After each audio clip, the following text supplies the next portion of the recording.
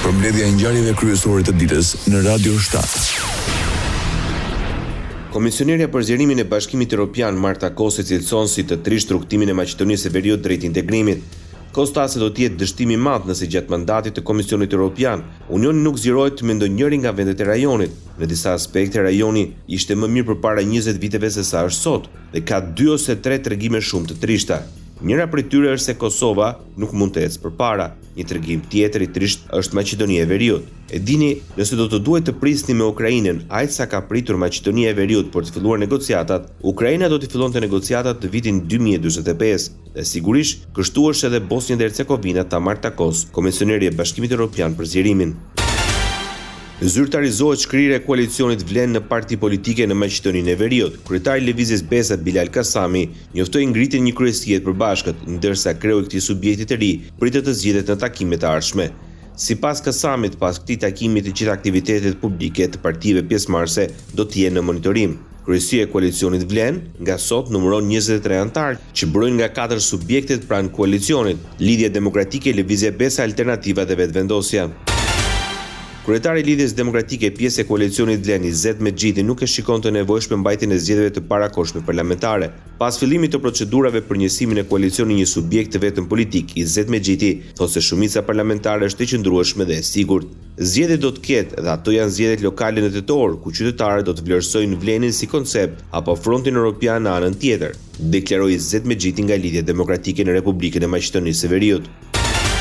Deputetët e shumicës parlamentare në Republikën e Maqedonisë së Veriut përkrahen qëndrimin e kreut të kuvendit Afrim Gashi për të mos ngritur procedurë shkarkimi për kryetarin e antikorrupsionit Tatjana Dimitrovska. VMRO DPMNET dhe Vlen kërkon të jepet kohë Dimitrovskës për të dhënë vetë dorëheqje. Normalisht duhet të pritet, nuk mund të shpallin fajtor dikë për cilën ende nuk është gjykuar. Nëse ka dëshmi, atëherë çdo kush duhet të përgjigjet përpara drejtësisë, shpreh Saranda Imera Stafaj nga koalicioni Vlen. Një ditë më parë nga antikorrupsioni njoftuan se do të respektojnë parimet e integritetit, transparencës dhe qeverisjes së drejtë, se do të vazhdojnë të punojnë në mënyrë të pavarur dhe efikase. Nga atje theksojnë se procedurat për vërtetimin e përgjegjësisë individuale nuk e dëmtojnë përkushtimin institucional dhe kolektiv. Rajoni Dështoi dhe përpjekja e 8 për konstituimin e Kuvendit Kosovës. E propozuar e lëvizjes Vendosje për kryetaren e Kuvendit Albulena Haxhiu, herën e 6 mori 54 vota, nga të paktën 61 vota të nevojshme për të zgjedhur. Kundër votuan 41 deputet, ndërsa 3 abstenuan. Vendosja deri më sot nuk ka hequr dorë nga kandidimi i Haxhiut për krye parlamentare. Seanca konstituive pritet të vazhdojë më 1 maj në orën 10, bëri të ditur kryesuesi i saj Avni Tehari. Ministri i Financave në qeverinë e Kosovës, Sekuran Murati, është i mendimit se kandidatura e ministres së drejtësisë Albulena Haxhiu për krye parlamentare gëzon mbështetjen edhe të deputetëve të opozitës, por që kjo sipas tij ndalohet nga drejtuesit e saj. Në një konferencë përshtypje, Kuran Murati deklaroi se dështimi i radhës së seancës për konstituimin e kuvendit po vjen për shkak të atyre që nuk votojnë pro dhe ankohen se po ka bllokada për konstituimin. Në përfundim të dështimit të radhës për konstituimin e Kuvendit Kosovës, kryetari i Partisë Demokratike Memri Krasniqi tha se demokracia funksionon me shumicë dhe jo me imponim. Para demokracia funksionon me shumicë, jo me imponim. E dyta, institucionet janë të popullit, nuk janë të asnjë partie politike të veçantë. Dhe e treta, duhet ta kuptojnë gjithë që koha e sundimit një partijak dhe hemonizmit ka përfunduar. Kryetari i Aleancës për Ardhmërinë e Kosovës, Ramush Haradinaj, tha se Vetvendosja do duhet të propozojë një kandidaturë unifikuese për kryetar të kuvendit. Pas dështimit të vazhdimit të 8 të seancës konstituive, Ramush Haradinaj i bëri një thirrje Vetvendosjes të mbajë përgjegjësinë për zhbllokimin e punimeve të kuvendit. Nga Lidhja Demokratike e Kosovës reagoi deputetja Hykmete Bajrami. Ajo tha se është e turpshme që as të martën su konstitue kuvendi, duke akuzuar lëvizjeve vendosje se po i mban peng institucionet e Kosovës dhe kjo po ju kushton qytetarëve. Ne njohim të drejten e të parit për të propozuar, mirë po kjo nuk do të thotë që ne e bartim votën tonë tek një subjekt tjetër duke votuar sipas kërkesave të tyre. Pengmarrja e institucioneve nga ana e lëvizjes Vetvendosje është duke u kushtuar qytetarëve të Republikës së Kosovës, ata po përballen me probleme të ndryshme dhe askush ato nuk po i adreson. Andaj përgjegjësia duhet të kërkohet pikërisht prej tyre. Edhe një herë po e them që na vjen keq që ne në bazë të rezultatit natyrisht edhe vullnetit ton, jemi pjesë e kuvendit të Republikës së Kosovës, mirë po pa dashje jemi pjesë e këtij teatri i cili tashme po besoj që është bërë mjaft për secilin qytetar të Republikës së Kosovës. Kryetari i nismës Fatmir Limaj nuk e përjashton mundësinë e zgjedhjeve të reja, shkak sipas tij është bërë situata e krijuar me bllokadën për konstituimin e Kuvendit të Kosovës dhe më pas formimin e qeverisë. Nëse nuk ka kapacitet dhe pjekuri, nuk ka hapësirë për një zgjidhje, atëherë zgjidhje tjetër janë zgjedhjet e reja, por duhet dikush të mbajë përgjegjësi, tha Limaj pas vazhdimit të 8 seancës konstituive të Kuvendit. Radio 7, zëri pozitiv i qytetit. Emigrantët vijojnë me përfshirjen e tyre në zgjedhjet parlamentare të 11 majit në Shqipëri. Rreth 70.000 kanë dorëzuar fletën e votimit. Kryekomisioneri Ilirian Celibashi konfirmoi se rreth 30% e emigrantëve të regjistruar dorëzuan dokumentacionin e tyre. Numri i kthimit mendojmë është relativisht i lartë, 70.000 e pak votues nga 245.135, të cilët e kanë kthyer fletën e votimit. Shqetësim mbetet shpërndarja e rreth 30.000 fletëve të votimit. Sipas kryekomisionerit, shërbimet postare për këtë kategori ende nuk kanë dorëzuar dokumentacionin, duke shprehur vlerësime për mbarvajtjen e procesit. Celibashi kujton se kanë mbetur edhe 2 javë kohë. Ngelet, sikur se thash edhe ju, rreth 30.000 zgjedhës, të cilat akoma nuk e kanë marrë. Kemi diçka më pak se 2 javë në dispozicion për këtë periudhë kohe. Mendoj që është e mundur që Numri i lartë i masave të sigurimit në burg vijon të mbetet një shqetësim për prokurorin e përgjithshëm. Para Këshillit të Lartë të Prokurorisë, Olsian Çela tha se mungon reflektimi nga prokurorit pranë gjykatave të shkallës së parë për të zbatuar masa alternative.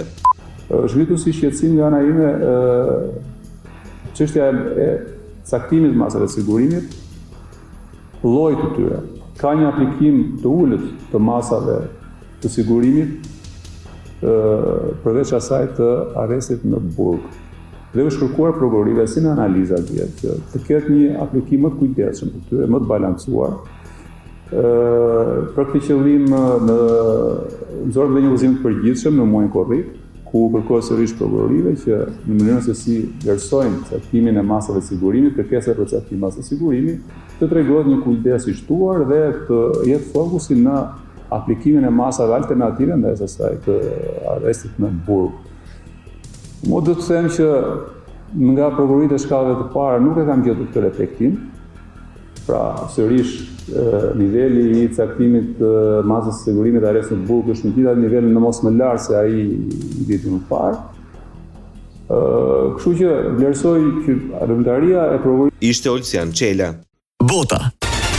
Presidenti i Malit të Zi, Jakov Milatović, nuk dekreton ligjin që parashes se plazhi i Madh i Ulqinit të jepet me qira për 99 vjet një biznesmeni arab për ndërtimin e objekteve turistike dhe të banimit. Milatović e ka nënshkruar ligjin për ratifikimin e marrëveshjes për bashkëpunim ekonomik mes Malit të Zi dhe Emirateve të Bashkuara Arabe, por jo atë që ka të bëjë me turizmin dhe pasuritë e paluajtshme. Në njoftimin e presidencës së Malit të Zi, ky vendim është marrë për shkak të shumë çështjeve të hapura lidhur me përmbajtjen e marrëveshjes. Këto ligje ishin miratuar më 23 prill në Kuvendin e Malit të Zi. Ato marrëveshje ishin kundërshtuar nga deputetët shqiptar, ndërsa konfirmuar se investitori Muhamet Alabar do të ridrejtonte interesin e tij në Malin e Zi. Komunat në Mal të Zi reaguan shpejt duke shprehur gatishmërinë e tyre për të tërhequr investime përmes projekteve specifike që do të sillnin zhvillim, vende të reja pune dhe do të stimulonin rritjen ekonomike. Presidenti rus Vladimir Putin shpalli një armpushim treditor në Ukrainë që do të hyjë në fuqi më 8 maj dhe do të zgjasë deri më 11 maj duke përkuar me festimet e fitores së Rusisë në luftën e dytë botërore. Sipas Kremlinit, vendimi është marrë bazuar në konsiderata humanitare duke shtuar se pala ukrainase duhet ta ndjekë të shembull, ndërsa paralajmëroi se në rast shkeljesh, forcat armatosura të Rusisë do të reagojnë në mënyrë adekuate dhe efektive. Në Washington, shtëpia e bardhë konfirmoi se presidenti Donald Trump dëshiron një armpushim të përhershëm.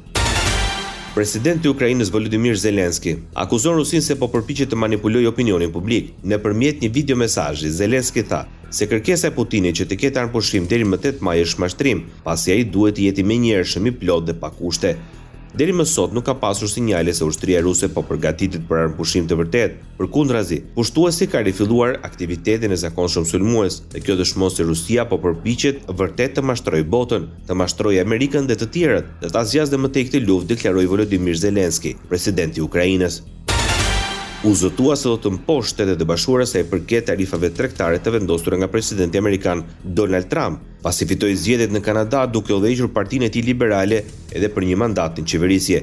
Mbretëria e Bashkuar ka uruar Kernin për fitoren, ndërkaq shefi i Bashkimit Evropian tha se bloku do të punojë me të për të mbrojtur vlerat tona të përbashkëta demokratike. Do të punojë për një tregti të lirë dhe të ndershme. Pas fushatës zgjedhore, të dominuar nga tarifat e vendosura nga Trumpi, Kerni premtoi se do të udhëheqë një rrugë të re përpara në botën që argumentoi se kishte ndryshuar thelbësisht për shkak të tarifave tregtare. Ndoqët edicionin informativ të lajmeve në Radio 7, zëri pozitiv i qytetit.